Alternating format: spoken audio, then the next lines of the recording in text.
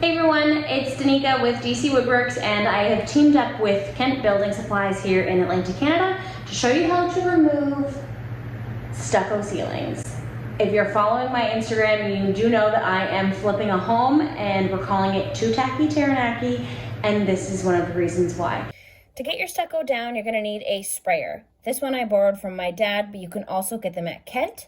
A drywall putty knife, drywall putty for repairs. Even if you don't think you're gonna need it, you will have to repair your drywall. It's bound to happen. Some sandpaper and ceiling paint. I love using SICO interior ceiling paint because it goes on pink and it dries white. My girls loved it, but this way you know exactly where you've painted.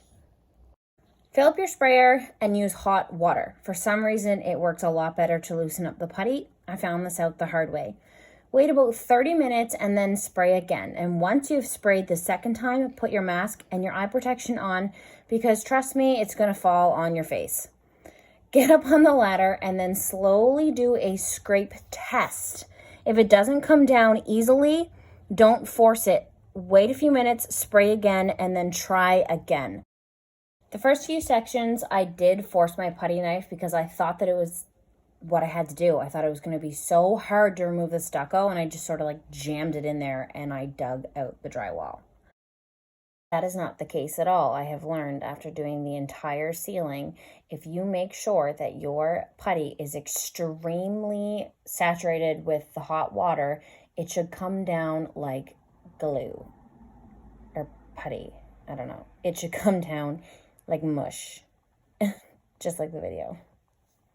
Now I need to patch it. Before you patch it, use your sandpaper to go over some of the areas that might have putty still on them.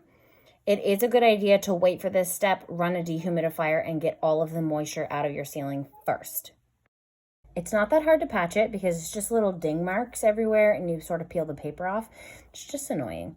So try to have some patience and it won't happen nearly as much.